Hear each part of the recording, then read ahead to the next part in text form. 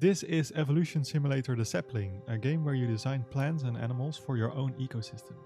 More specifically, this is the flower update, which I recently released. It adds flowers and bioluminescence, among other things. For all of these new things, I obviously needed new 3D models, but I discovered that I didn't have the 3D modeling skills to create the things I wanted, at least not efficiently. So I was forced to learn a ton of new modeling techniques in a really short amount of time. Because I'm very excited about the new things I learned, I wanted to showcase my final approach to stylized rocks, spiral leaves, a pinecone-like pollination organ and 2 types of flowers.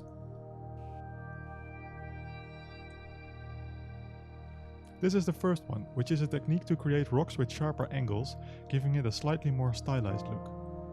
So far, all rocks had been created by modifying subdivided cubes, but this resulted in rocks that looked like weird egg-like things. I watched many hours of other 3D artists modeling rocks, using a variety of techniques, and this is the one I like best. It's a bit like how I imagine rocks emerge in real life, with larger and smaller pieces being cut off one by one.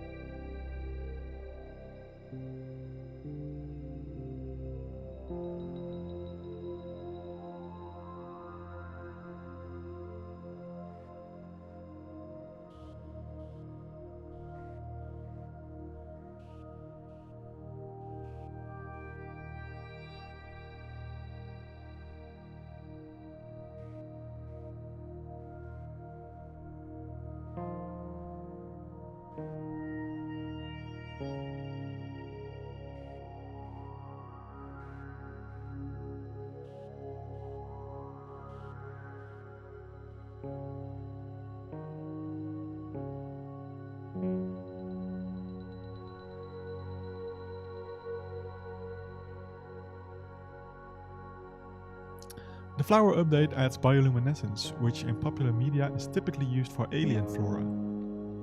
I figured bioluminescence might inspire users to create more alien-looking plants, and a spiral-shaped leaf was the first thing I came up with. To create spirals in Blender, you need to activate some special functionality, which is what you see me doing in the beginning of the video, but after that it's mostly a matter of regular moving, scaling and extruding.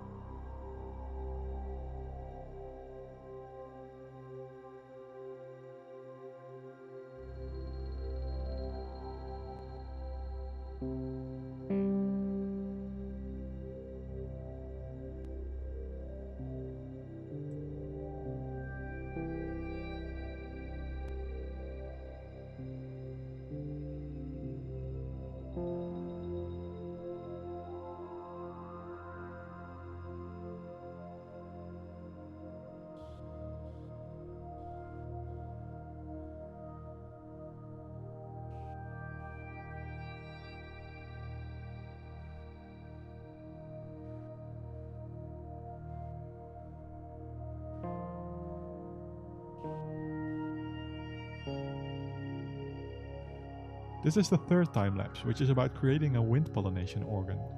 While you see various shapes of wind pollination organs in nature, I wanted mine to look like pine cones.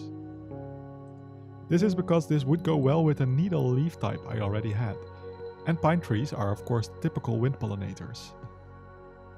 The trick to keep the pine cone relatively low poly is to start with an egg shape, replace all existing vertices with a face, and then extrude all faces individually.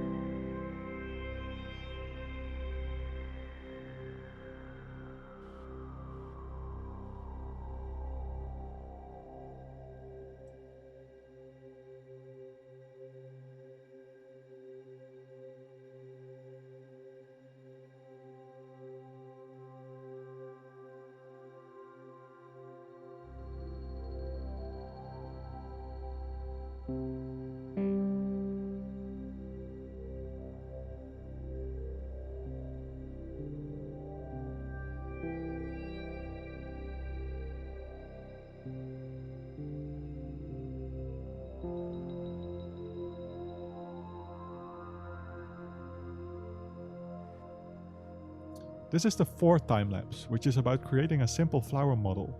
While this is not that special by itself, what I had to learn here is how to apply the same changes to all 6 petals at once. This means that I'm doing a lot of individual extrudes and changing the center point of transformations. Most of the other flower types in the game were created in a similar way.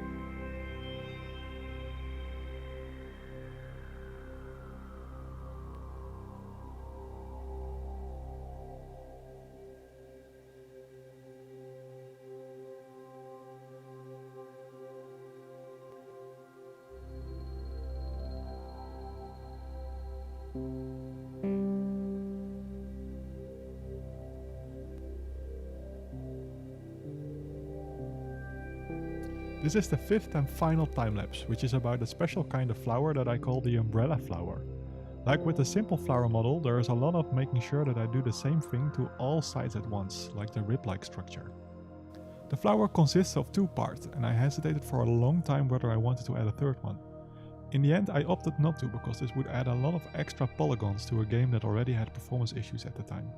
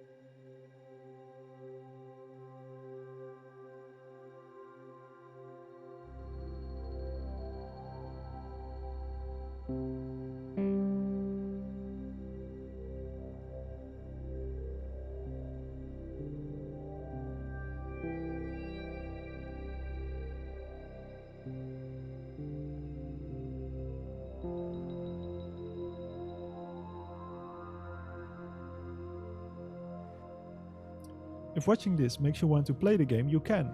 It is currently available in early access on Steam and itch.io. If you want more like this, you can follow development on Twitter, and there's also a low frequency newsletter.